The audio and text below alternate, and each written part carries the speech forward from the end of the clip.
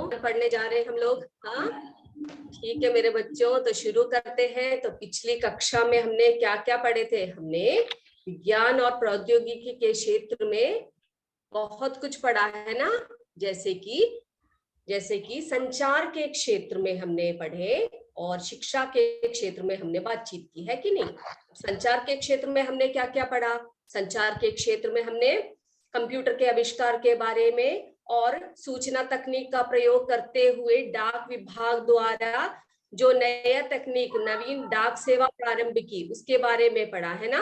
जैसे ई पोस्ट के बारे में हमने पढ़ा। ई पोस्ट कब शुरू किया था? भारतीय डाक विभाग ने 2001 में उसकी शुरुआत हुई थी। 2001 में ई पोस्ट के नाम से नवीन डाक सेवा प्रारंभ की थी। किसने प्रारंभ की थी? कौन से विभाग ने? भारतीय डाक विभाग ने 2001 में नवीन डाक सेवा प्रारंभ की थी। ठीक है, ये हमने पढ़ लिया था। उसके बाद फिर हमने पढ़ा कि 20वीं शताब्दी में संचार के क्षेत्र में मोबाइल फोन जुड़ गए। मोबाइल फोन अत्यधिक प्रभावशाली होकर उपग्रह के माध्यम से हमारे जीवन के साथ जुड़ गए है ना। उसके बाद हमने 21वीं शताब्दी में हमारे नए फोन आ गए, जैसे स्मार्ट मोबाइल आ गए, जिसके साथ 3G third generation, 4G fourth generation है ना, और अभी फिफ्थ जनरेशन तक आकर रुकी हुई है, 5G तक आकर रुकी हुई है। तो ये सब हमने पिछले कक्षा में पढ़ा था है ना। फिर उसके बाद हमने video conferencing, wifi, wireless Fidelity, WiMAX, ये सब जो है 3G 4G द्वारा, यानी कि broadband wireless internet, data, video, TV, ये सब हम अपने मोबाइल पर आसानी से उपलब्ध कर सकते हैं। के बारे में हमने बातचीत की। उसके बाद हमने क्या कहा था आपसे? शिक्षा में सूचना और संचार प्रौद्योगिकी के बारे में, आईसीटी के बारे में हमने बातचीत की थी। आईसीटी के बारे में हमने क्या क्या बोला था आपसे कि आईसीटी जो है, आईसीटी क्या है? ICT information and communication technology है ना। ICT information and communication technology कहा था आपसे हमने, आईसीटी है ना। फिर क्या है हिंदी में कैसे बोलेंगे? सूचना और संचार प्रौद्योगिकी, सूचना और संचार प्रौद्योगिकी। और हमने कहा था कि 2004 में है ना, 2004 में क्या किया था? एड्यूसैट नाम के एक उपग्रह को लॉन्च किया था। एड्यूसैट, इसरो ने, यानी कि जो हमारी अंतरिक्ष अनुसंधान है ना, इसरो ने क्या किया था? एड्यूसैट नाम के एक उपग्रह को लॉन्च किया था। और ये उपग्रह किस लिए इसका उपयोग है, किसके लिए उपयोग किया गया? यह है, इसके नाम से ही आपको पता लग रहा होगा ना, एड्यूसैट, एजुकेशन है ना, एजुकेशन सैटेलाइट के नाम से जाना जाता है, एजुकेशन सैटेलाइट के नाम से जाना जाता है। ये 2004 में लॉन्च किया गया था, 2004 में, only for the purpose of education, education के लिए, शिक्षा के लिए जो लॉन्च किया उपग्रह है वो है एड्यूसैट, जो पहले किस नाम से जाना जाता था? जीसैट 3 के नाम से जाना जाता था। तो एड्यूसैट को हमने 2004 में लॉन्च किया। और इसका मुख्य उद्देश्य क्या था मेरे बच्चों? इसका मुख्य उद्देश्य शिक्षा के स्तर को सुधारने के लिए, ठीक है। और इसी को बेस में रखते हुए क्या किया? शिक्षा के क्षेत्र में शिक्षा के स्तर को सुधारने के लिए आईसीटी योजना की शुरुआत की। किसकी शुरुआत की? आईसीटी योजना की शुरुआत की। आईसीटी यानी के इंफॉर्मेशन एंड कम्युनिकेशन टेक्नोलॉजी है ना, सूचना और संचार प्रौद्योगिकी, इसकी हमने शुरुआत की। ठीक है, उसके बाद ये जो आईसीटी है, इसके अंतर्गत छात्रों को मुख्यतः अपनी आईसीटी कौशल क्षमता बढ़ाने और कंप्यूटर सहायक शिक्षण प्रक्रिया के माध्यम से सीखने का अवसर प्राप्त हुए। आपको पता है पहले की जैसे हम लोग किताब पढ़ लिया या नोटबुक पढ़ लिए, उससे पर्याप्त नहीं है ना। अभी क्या करते हैं आपके क्लासेस में? क्या चीजें अरेंज कर रखा है आपके टीचर्स लोगों ने, है ना। स्मार्ट क्लास सब अरेंज कर रखे हैं, जिसके द्वारा हम आसानी से किसी भी टॉपिक को या किसी भी विषय को हम पढ़ सकते हैं, है ना मेरे बच्चों। तो इस योजना से छात्रों के विभिन्न सामाजिक, आर्थिक, डिजिटल डिवाइस और अन्य भौगोलिक अवरोधों को पार करने के लिए है, यानी कि जो अंतरराष्ट्रीय में, यानी कि जो इंटरनेशनल तरीके से जो पढ़ने के जो आपके नए नए तरीके हैं, वो इसके द्वारा आसानी से आपको प्राप्त हो सकते हैं। अब देखिए मेरे बच्चों, मैंने यहाँ पर हाईलाइट कर रखा है कि आईसीटी के मुख्य उद्देश्य क्या क्या है। ये आप जरा ध्यान से देखिए।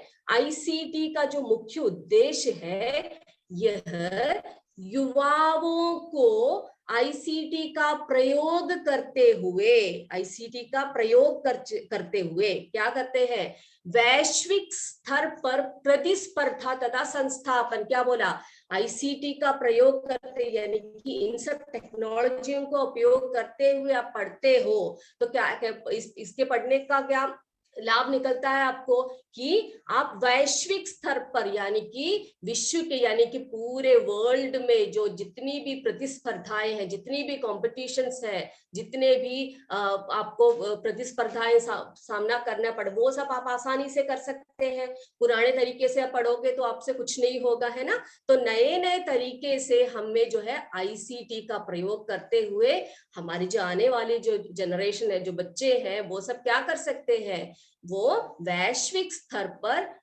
प्रतिस्पर्धा तथा संस्थापन कर सकते हैं। जीविका और ज्ञान आधारित समाज की बढ़ोतरी में सृजनात्मक सृष्टि से तैयार करना है, इसका मुख्य उद्देश्य ये है। और ये शिक्षा के क्षेत्र में सहायक सामग्री के रूप में एक नई क्रांति है। जैसे कि मान लो आप विज्ञान पढ़ रहे हो, है ना, तो आपकी किताबों में थोड़े बहुत चित्र सब होते होंगे, लेकिन अभी हम आईसीटी के द्वारा या स्मार्ट क्लासेस के द्वारा क्या कर सकते हैं, नए नए चित्रों को, जैसे कि आप विज्ञान पढ़ रहे हो या किसी कोशिका के बारे में पढ़ रहे हो, है, तो उस कोशिका के बारे में जब आप पढ़ोगे तो आपका उसका चित्र जो है, कितने भी जूम करके छोटी छोटी बातें, एक कोशिका के अंदर क्या क्या चीजें हैं, ये सब आप अच्छे से पढ़ सकते हो, है ना, बड़े मजेदार तरीके से पढ़ सकते हो, है ना। और इसीलिए हम आईसीटी का प्रयोग करते हैं, ठीक है।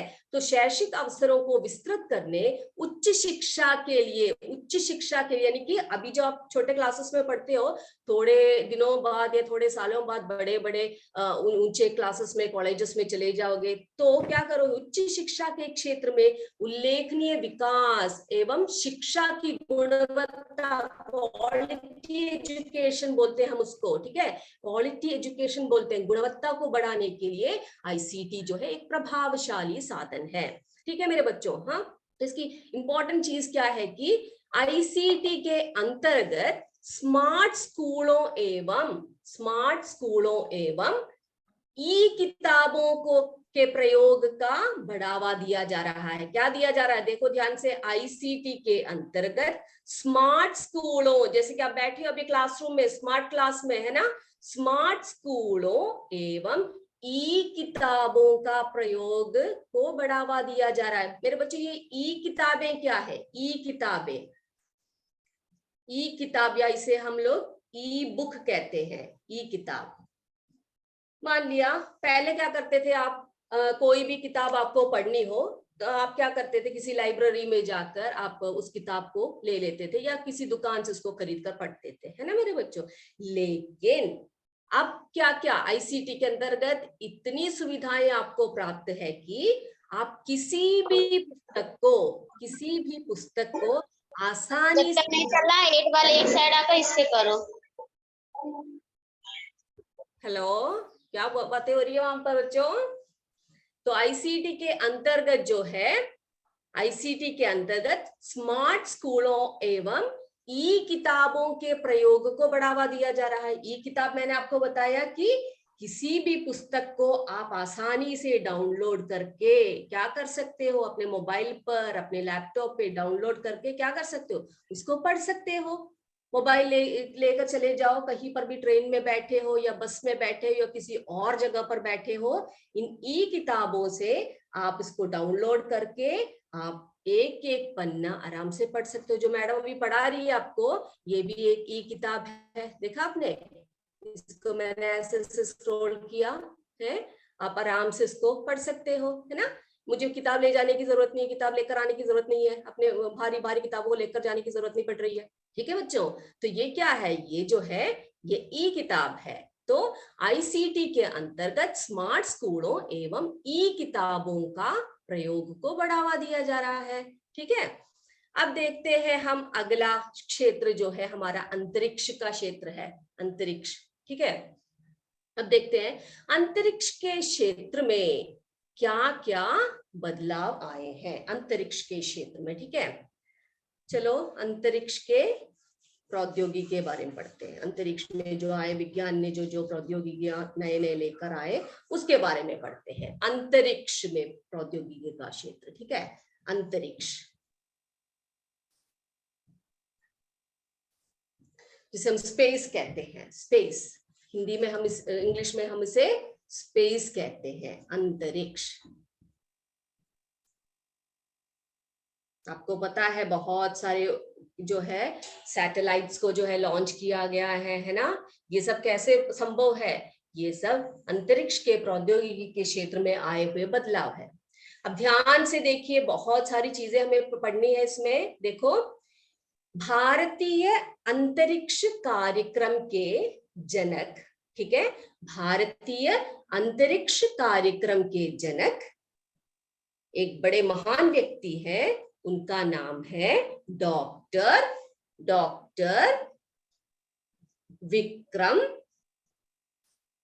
विक्रम साराभाई। ठीक है, डॉक्टर विक्रम साराभाई। क्या बोला मैंने, जो है हमारे भारतीय बोला मैंने, ठीक है, भारतीय अंतरिक्ष कार्यक्रम के जनक कौन माने जाते हैं, डॉक्टर विक्रम साराभाई। ठीक है, हम अभी आपको विक्रम साराभाई जी की फोटो दिखाते हैं।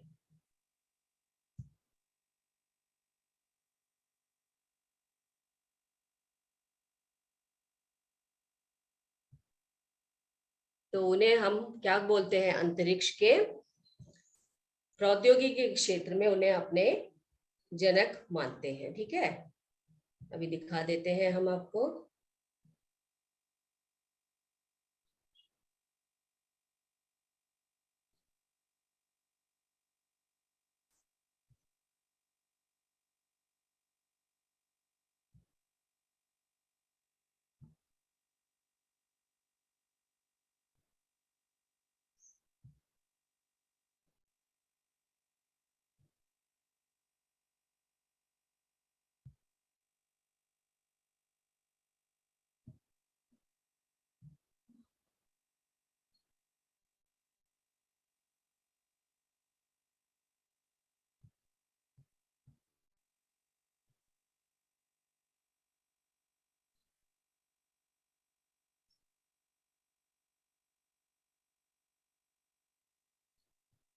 सभी ध्यान से देखिए मेरे बच्चों, ये देखो, हाँ, ये जो है इस फोटो में आपको दिखाई दे रहा है, हाँ, क्या देख रहे हो आप, ये कौन है, ये भारतीय अंतरिक्ष कार्यक्रम के जनक माने जाते हैं। भारतीय अंतरिक्ष कार्यक्रम के जनक माने जाते हैं। ठीक है, भारतीय अंतरिक्ष कार्यक्रम के जनक जो है डॉक्टर विक्रम साराभाई जी, विक्रम साराभाई।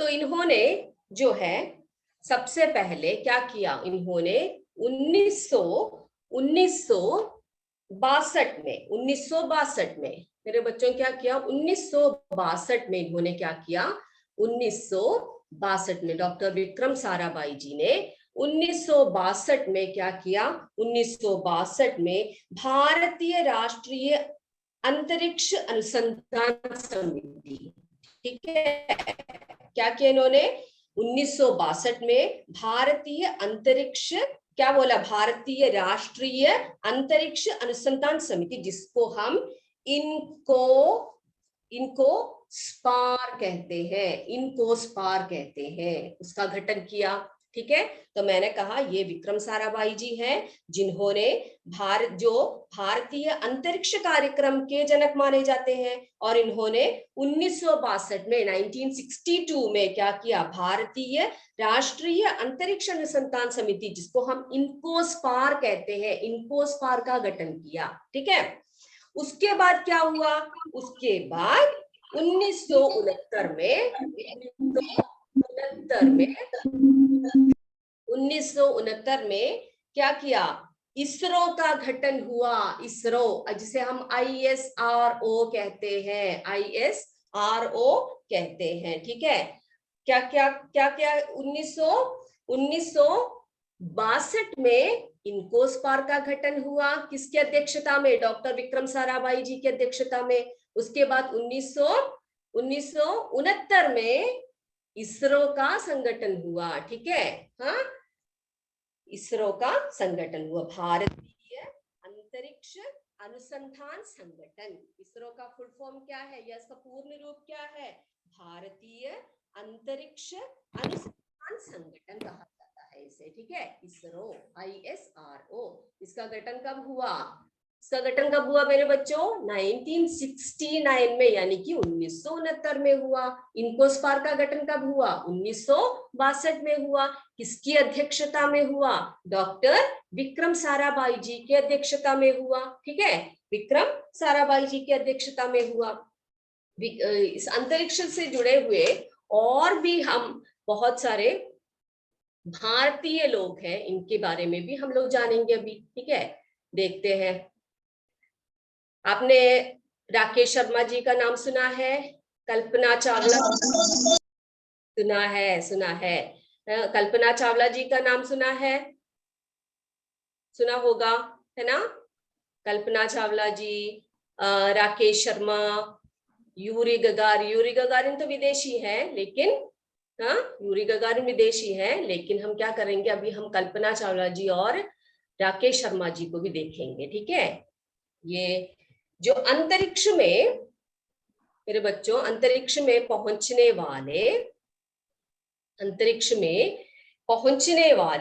प्रथम व्यक्ति कौन थे, किसी को पता है, अंतरिक्ष में पहुंचने वाले प्रथम व्यक्ति कौन थे, उनका नाम है यूरी गगारिन। उनका नाम है यूरी गगारिन। ठीक है, अंतरिक्ष में पहुंचने वाले प्रथम व्यक्ति है कौन, यूरी गगारिन। ठीक है, ये है यूरी गगारिन। उसके बाद फिर हम बात करेंगे किसकी, अंतरिक्ष में जाने वाले प्रथम भारतीय, अंतरिक्ष में जाने वाले मैंने कहा प्रथम भारतीय कहा, प्रथम भारतीय जो है वो राकेश शर्मा है। प्रथम भारतीय राकेश शर्मा। Very good, Rakesh Sharma. बेटे बाद में बात करेंगे, ठीक है, आप सुन लीजिए। ये यूरी गगारिन जी है। ठीक है, यूरी गगारिन जो है वो कौन है, वो प्रथम व्यक्ति है, वो हमारे देश के नहीं है। ठीक है, हाँ, वो रशिया के हैं, वो हमारे देश के नहीं है, लेकिन ये जो व्यक्ति है ये यूरी गगारिन है। ये अंतरिक्ष में पहुंचने वाले प्रथम व्यक्ति हैं। ठीक है, और मैंने कहा क्या, अंतरिक्ष में जाने वाले प्रथम भारतीय कौन है, राकेश शर्मा। ठीक है, और पहली महिला कौन है जो अंतरिक्ष में पहुंची भारत की, वो है कल्पना चावला। ठीक है, उनका नाम है कल्पना चावला, और उनका नाम है कल्पना चावला जी। ठीक है, और फिर हम बात करते हैं किसकी, क्या बोलते हैं, हमने बहुत सारी बातें अभी कर ली है ना। उसके बाद हम देखते हैं कि हमने बोला कि 1969 में किसका गठन हुआ, ISRO का गठन हुआ, है ना। उसके बाद देखते छोटे से रॉकेट के, किताबें देख लीजिए आप सभी, एक छोटे से रॉकेट प्रक्षेपण से शुरुआत करके, ठीक है, शुरुआत करके क्या किया, शुरुआत करके अंतरिक्ष प्रौद्योगिकी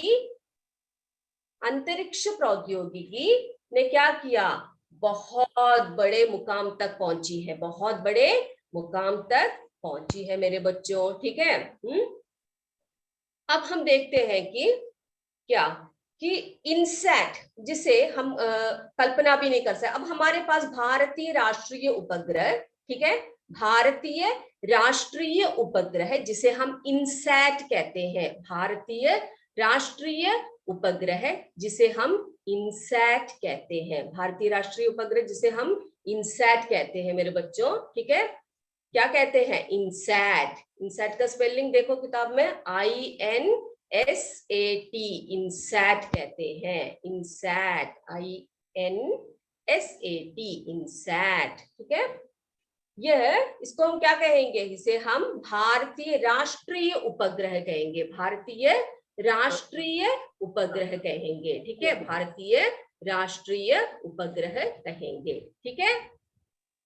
उसे हम इनसैट कहते हैं, इनसैट, भारतीय राष्ट्रीय उपग्रह, भारतीय राष्ट्रीय उपग्रह, ठीक है।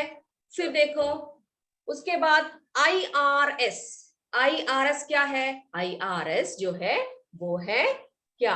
भारतीय दूर संवेदी उपग्रह, भारतीय दूर संवेदी उपग्रह, भारतीय दूर संवेदी उपग्रह है क्या? IRS। तो हमें दो उपग्रहों के बारे में पढ़े, ठीक है,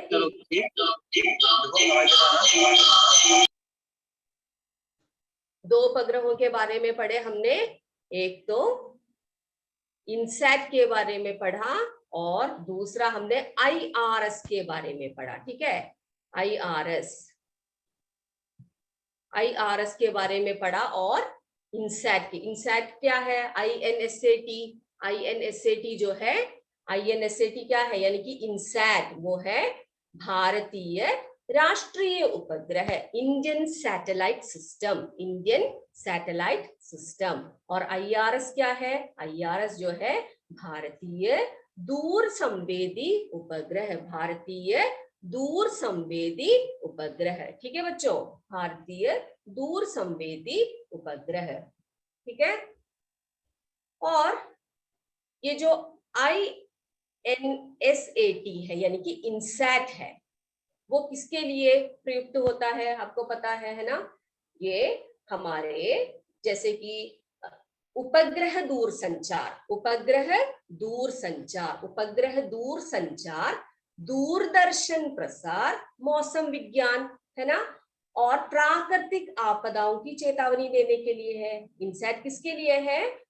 उपग्रह दूर संचार, ठीक है, दूरदर्शन प्रसार, मौसम विज्ञान और प्राकृतिक आपदाएं। जैसे कि आपसे बोला जाता है कि क्या है कि क्या बोला जाता है कि कल बारिश होने की संभावना है ना, कल भारत क्या होने की संभावना है? कल जो है बारिश होने की संभावना है, या बाढ़ आने की संभावना है, या भूकंप आने की संभावना है ना।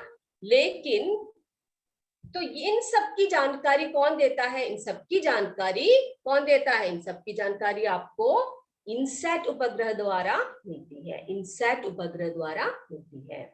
और हमने कहा IRS, IRS रिमोट सेंसिंग है, वो रिमोट सेंसिंग यानी कि क्या है? प्राकृतिक संसाधनों के बारे में हमें क्या देती है? हमें सर्वेक्षण देती है। प्राकृतिक, जैसे हमारे देश में या दुनिया में या विश्व में कितने सागर है, कितने महासागर है, कौन सी भूमि कैसी है, इन सब की जो जानकारी है वो हमें IRS द्वारा मिलती है, ठीक है बच्चों। तो दो उपग्रह हमने पढ़े, क्या क्या पढ़े? इनसैट और IRS, है ना। इनसैट क्या है? इनसैट जो है भारतीय राष्ट्रीय उपग्रह है, और IRS क्या है? भारतीय दूर संवेदी उपग्रह, भारतीय दूर संवेदी उपग्रह, ठीक है। ओके, ठीक है बच्चों, अभी हम क्या करते हैं? अभी हम लोग जो है हम अभी अपने प्रश्न उत्तर शुरू कर देते हैं, ठीक है। आप सभी अपने नोटबुक किताबें सब निकाल कर बैठ जाइए, सभी लेकर बैठ जाओ अपने किताबें नोटबुक सब अपने। अब हम जो प्रश्न करेंगे उन प्रश्नों को क्या कीजिए? उन प्रश्नों का उत्तर आप अपने नोटबुक पे लिख दीजिएगा, ठीक है। नोटबुक पे लिख दीजिए। चलिए हम शुरू करते हैं। पहला प्रश्न है हमारा, पहला प्रश्न है, क्या है हमारा प्रश्न?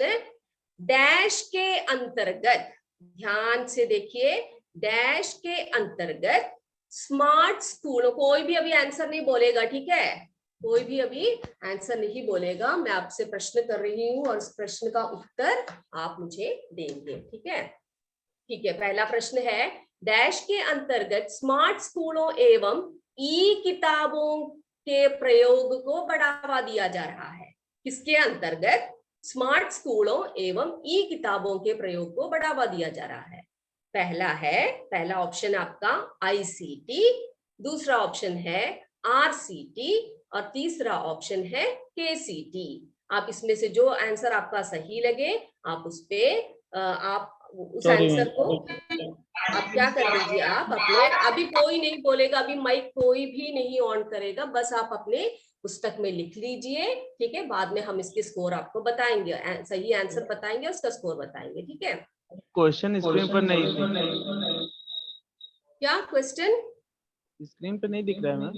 नहीं दिख रहा? No ma'am.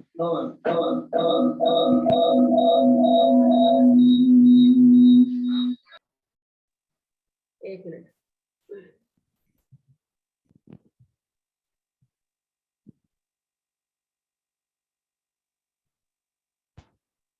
अब दिख रहा है? अब दिखाई दे रहा है question? No ma'am. No. Yes ma'am, अभी अभी आ गया? आ गया। Okay okay okay.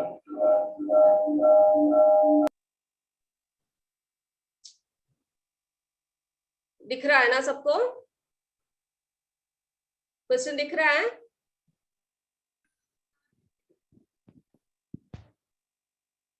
Can you see the screen, the questions on the screen? Yes ma'am. Okay okay बच्चों, ठीक है। तो पहला प्रश्न हमारा है, डैश के अंतर्गत स्मार्ट स्कूलों एवं ई किताबों के प्रयोग को बढ़ावा दिया जाता है। किसके अंतर्गत स्मार्ट स्कूलों एवं ई किताबों के प्रयोग को बढ़ावा दिया जा रहा है? पहला आईसीटी, दूसरा आरसीटी, तीसरा केसीटी, ठीक है। अब दूसरा प्रश्न करते हैं। दूसरा प्रश्न है भारतीय, no no no no no answering now, अभी कोई भी आंसर मुझे नहीं बताएगा, लास्ट में हम डिस्कस करेंगे, ठीक है। चलिए, दूसरा प्रश्न है, भारतीय अंतरिक्ष कार्यक्रम के जनक कौन है? ठीक है, भारतीय अंतरिक्ष कार्यक्रम के जनक कौन है? आपके ऑप्शंस हैं डॉक्टर बी.आर. अंबेडकर, दूसरा डॉक्टर विक्रम साराभाई, तीसरा doctor APJ. Abdul Kalam. 3 options आपके पास है। भारतीय अंतरिक्ष कार्यक्रम के जनक कौन है? Doctor B R. Ambedkar, doctor Vikram Sarabhai और तीसरा ऑप्शन है डॉक्टर ए.पी.जे. अब्दुल कलाम, ठीक है। चलो अब अगला सवाल, तीसरा सवाल, ISRO जिसे हम इसरो कहते हैं, ISRO का गठन कब हुआ? ISRO का गठन कब हुआ था? ठीक है, पहला ऑप्शन है 1960 में, दूसरा ऑप्शन है 1920 में और तीसरा ऑप्शन है 1969 में, ठीक है। 1960, 1920, 1969, इसमें से कौन से वर्ष में ISRO का गठन हुआ? चौथा प्रश्न, भारतीय राष्ट्रीय उपग्रह इसमें से कौन सा है? भारतीय राष्ट्रीय उपग्रह, पहला ऑप्शन है इनसैट, ठीक है, INSAT, दूसरा है इनसेट, INSET और तीसरा है इनकेट, INKET, ठीक है। इसमें से कौन सा है भारतीय राष्ट्रीय उपग्रह? ठीक है मेरे बच्चों, अगला क्वेश्चन है, 5वां प्रश्न है हमारा, भारतीय दूर संवेदी उपग्रह कौन सा है? भारतीय दूर संवेदी उपग्रह इनमें से कौन सा है? ठीक है, भारतीय दूर संवेदी उपग्रह पूछा मैंने, IRS, IBS, ICS, ठीक है। क्या क्या है? IRS, IBS, ICS, ठीक है। मैं उम्मीद करती हूँ ये 5 प्रश्न आपने कर लिए होंगे। अब इन 5 प्रश्नों का पहले मैं उत्तर दे देती हूँ, उसके बाद अगला 5 क्वेश्चन मैं पूछूंगी आपसे, ठीक है। देखते हैं पहला प्रश्न का आंसर।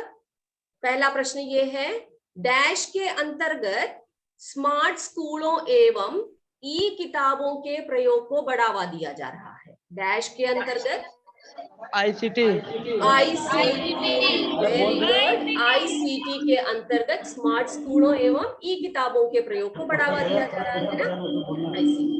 दूसरा प्रश्न, जिन्होंने ICT लिखा वो 1 नंबर अपने किताब पे लिख सकते हैं, ठीक है। दूसरा प्रश्न है, भारतीय अंतरिक्ष कार्यक्रम के जनक कौन है? भारतीय बिल्कुल बिल्कुल बिल्कुल सही उत्तर मेरे बच्चे। डॉक्टर, माइक ऑफ कीजिए, माइक ऑफ कीजिए बच्चों। ठीक है, भारतीय अंतरिक्ष कार्यक्रम के जनक है डॉक्टर विक्रम साराभाई जी, ठीक है।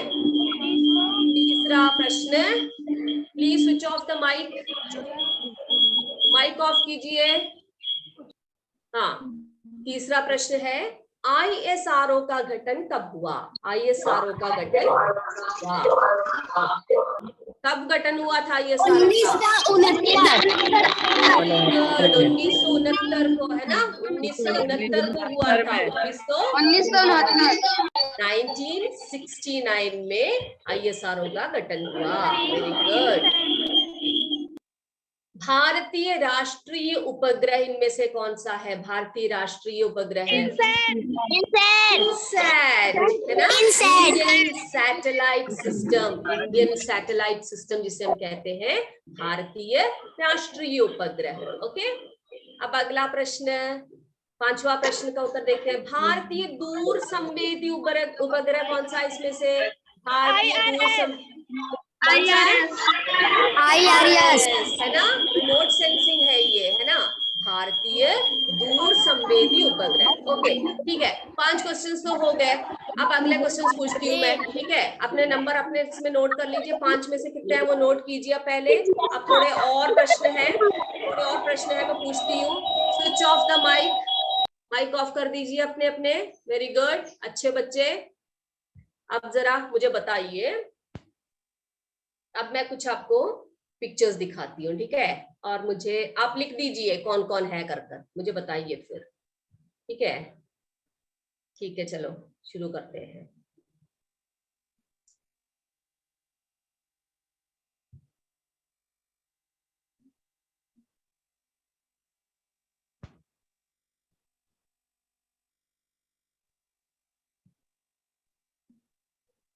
अभी कोई बोलेगा नहीं, इनका नाम जरा अपने पुस्तक में लिख दीजिए।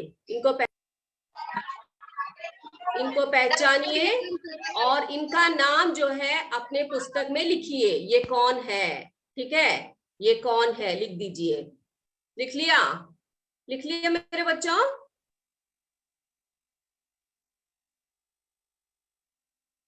इनको पहचान कर इनका नाम अपने पुस्तक पर लिख दीजिए। हो गया? हो गया? आंसर बता दें हम? हेलो,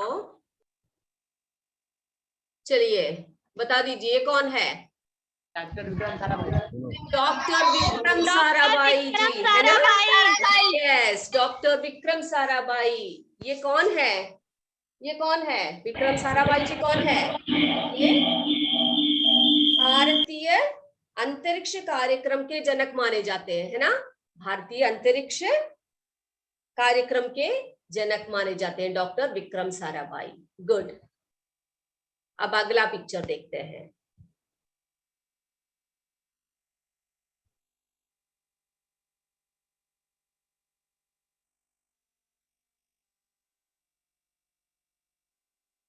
ओके, ये दिख रहा है आपको? Doctor Rakesh Sharma. No no no no answering now, no no, अभी कोई नहीं आंसर बोलेगा। राकेश शर्मा। सबसे पहले आप लिख लीजिए, उसके बाद, ठीक है। लिख लीजिए, 2 मिनट में आपको देती हूँ उनको पहचानने के लिए। हमने पहले बोल दिया, ठीक है, अब सबने लिख लिया? ओके, मैं बताती हूँ आपको। Yuri Gagarin. Very good. ये है यूरी गैगरिन, जो अंतरिक्ष में पहुंचने वाले प्रथम व्यक्ति हैं, ठीक है, अंतरिक्ष में पहुंचने वाले प्रथम व्यक्ति हैं, ठीक है, यूरी गैगरिन। ठीक है, अब अगला क्वेश्चन क्यूरी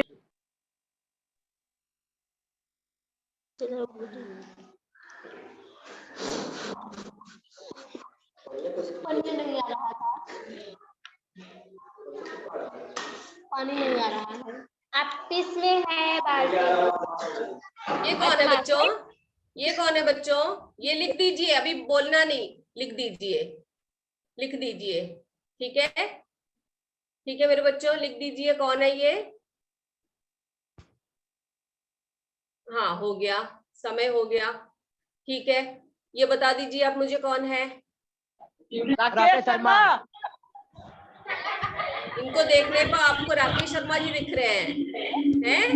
ये कौन से स्कूल ने बोला ये जो है शी इज कल्पना चावला। ठीक है, कल्पना चावला भारत के प्रथम महिला जो प्रथम अंतरिक्ष यात्री। हाईलाइट कौन है? ठीक है, बस तो हमने आज आपसे 8 प्रश्न पूछे, 8 प्रश्न पूछे आपसे। ठीक है, इन 8 प्रश्नों में से किन बच्चों के 8 में से 8 नंबर आए? आप जरा अपने अध्यापकों को अपने आंसर शीट्स दिखा दीजिए और वे क्या करेंगे, आपके मार्क्स आपने खुद ही टिक किए होंगे, आपने खुद ही देखे होंगे आपके कितने सही है। ठीक है, आप अपने अध्यापकों से पूछिए आपके मार्क्स कितने सही हैं और आप बता दीजिए। ठीक है, और मुझे बताइए कि आपके कितने मार्क्स आए। ओके बच्चों?